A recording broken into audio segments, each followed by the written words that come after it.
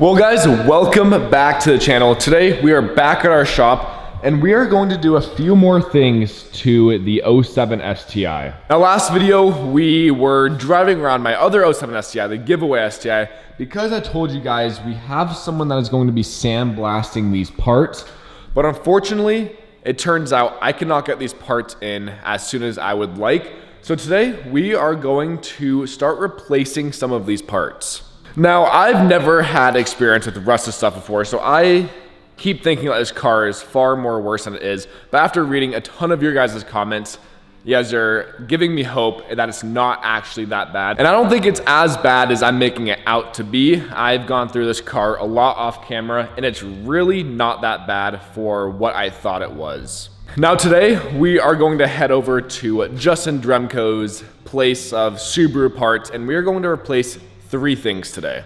And that is going to be the rear and the front subframe of this car, just because it's very, very crusty and I don't trust that. I want to at least get those replaced, and they're pretty cheap, but everything else can get cleaned up.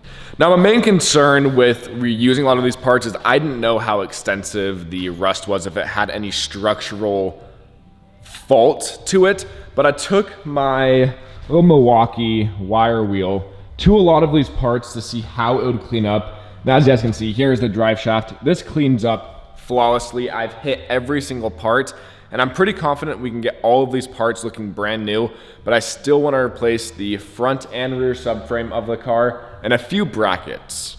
Because my goal in the next few days is to get this drivetrain 100% put back together so I can put this car back on the ground so we can start assembling the long block of this car.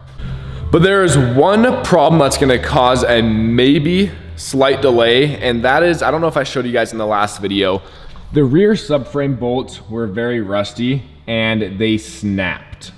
Now both of the threads are still out of it, so I have a lot of confidence that I can weld a nut on there and get that off. I have my very nice Harbor Freight welder that we are going to try to attempt to extract ourselves. This could go horribly wrong, or it can work. There's no really in between with that. So hopefully we can get it to work and get those bolts extracted so we can get the rear subframe and driveline put back together. But also, we have been getting some crazy fires in my area local to Spokane, Washington, and the air has been horrible. Right now I'll show you guys outside.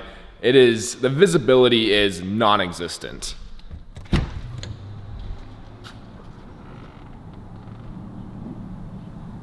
Might be hard to tell on camera, it might be very apparent, but I think like the air index quality, let's take a look actually. It's like 300 and something, it's hazardous, and it's very harsh breathing this in. So I'm trying to not be in the shop all day long because it is very, very smoky in here as well, even though it is sealed off. So I'm trying to not absolutely kill my lungs this weekend, but also I can't go a day without working on one of these cars because I really, really, really want to get this car running very soon here. Now, it seems like there's a lot of work to do on this car as the whole drivetrain is out of this car and the motor, but realistically, it's not that much work. Motor stuff, I'm very, very efficient in now. That's like a day, maybe 2-day process.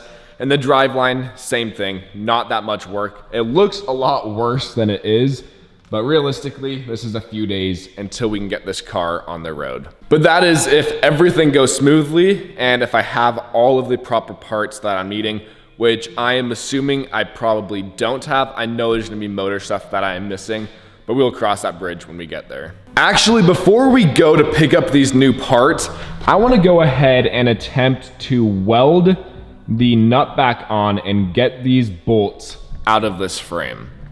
Now, I don't know if this is the smartest thing to do, but I'm going to grind off the broken bolts and weld them back together and see if they'll come out.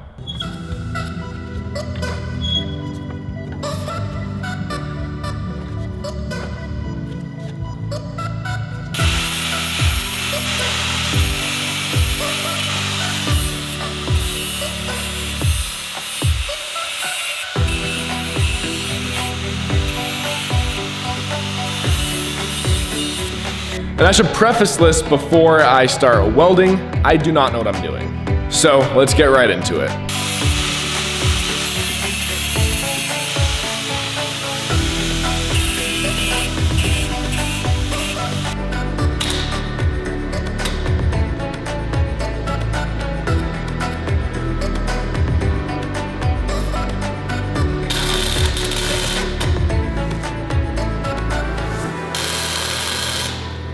All right, and there we go. For someone that has no idea what they are doing, I feel like that is a pretty solid weld. Hard to tell, but we're gonna go ahead and put a 17 on here and see if we can break this loose.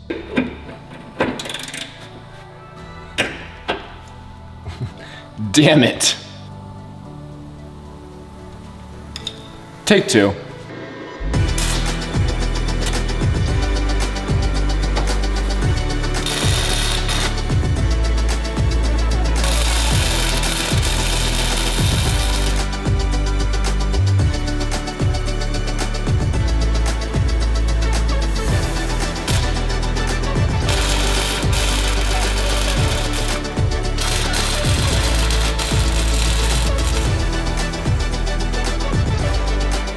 All right, there we go. This weld looks a lot better. Granted, I don't really know what I'm looking for. Let's go ahead and grab the 17 again and see if we can get this damn bolt off.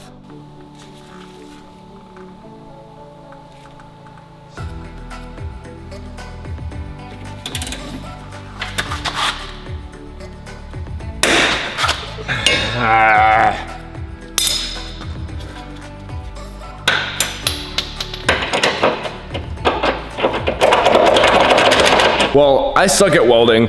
I don't think this is gonna change anything, but we're gonna go ahead and try the shorter bolt and see if there's like less, I don't know what I'm trying to say, but let's go ahead and try to weld this up to see if we can get it out. All right, I'm very sad to admit this. I'm like an hour in and I keep breaking this damn bolt off, but thankfully, good buddy, Tanner, shout out you. He's welded before, he has experience. He told me welding on the broken nut is not the way to do it because it's putting all of the torque on the weld, which makes sense. That's why it keeps breaking. So he told me to weld on a nut and weld it like into the stud.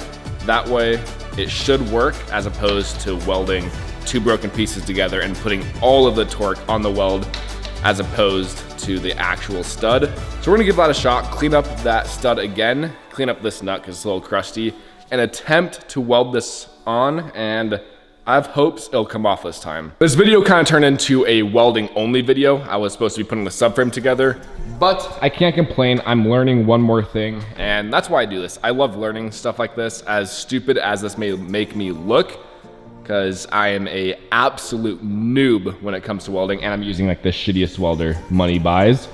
But we're gonna get this figured out, and we're gonna get those damn studs out of here.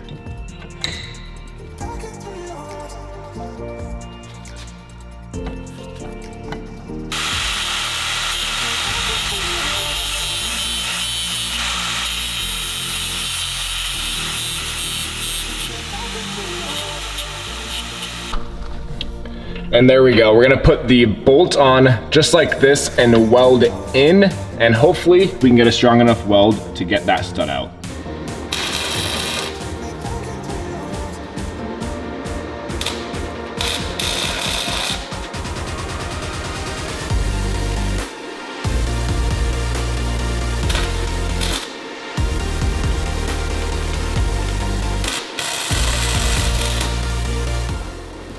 There is my very fancy professional weld. And then I was also told to let it cool down a little bit before I try to break it loose. So that's what we're gonna do. Cross my fingers that the 10th time is the charm.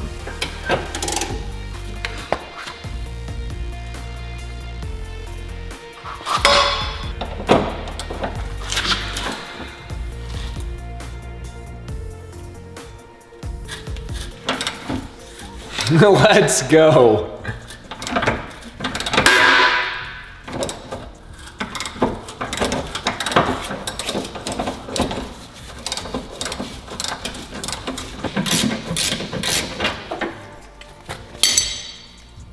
I am so good. I am so damn happy. We got one bolt out. We still have the other side to do. but my welding skills worked. Hire me for all your welding needs. Here is a closer look at my professional welds. I'm feeling pretty good with myself now. We got one out. We need to go ahead and get this one out. You guys can't see. This is a lot harder, but maybe it's easier. I'm not quite sure. We'll go ahead and tackle this one now.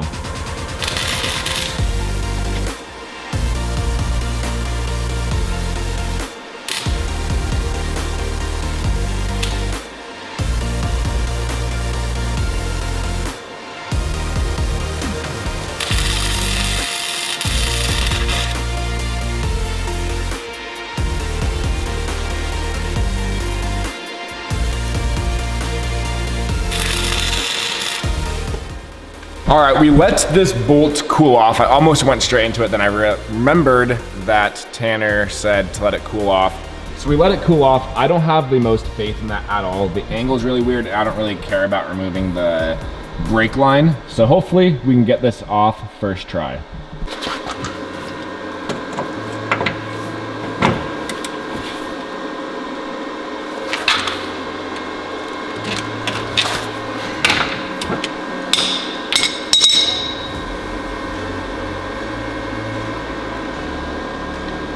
Well, that's unfortunate.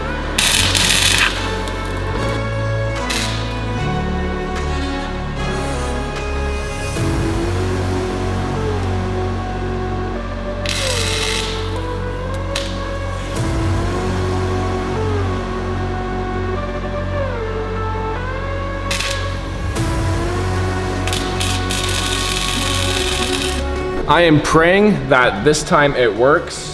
This is way more material I've welded on than the other bolts or any bolts I've ever done. So I'm hoping I welded it good enough where we can go ahead and break that loose. I changed the bolt. I put a 14 mil head on here just to see if this bolt would work better. I was able to weld it a lot better than the other one, so we'll let this cool down and see.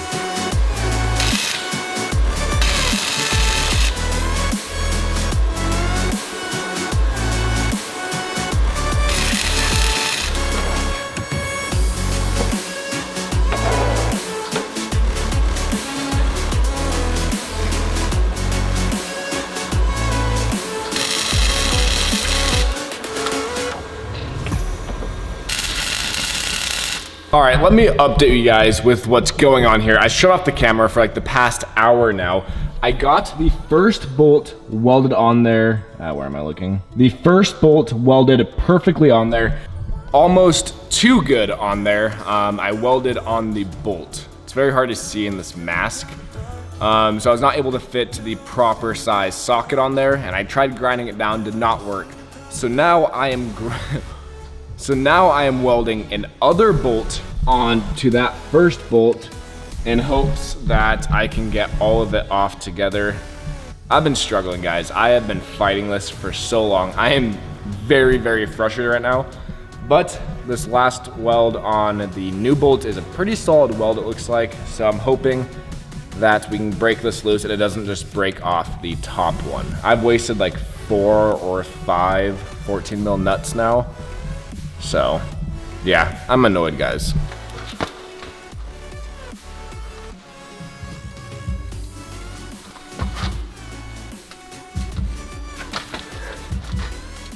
Let's go.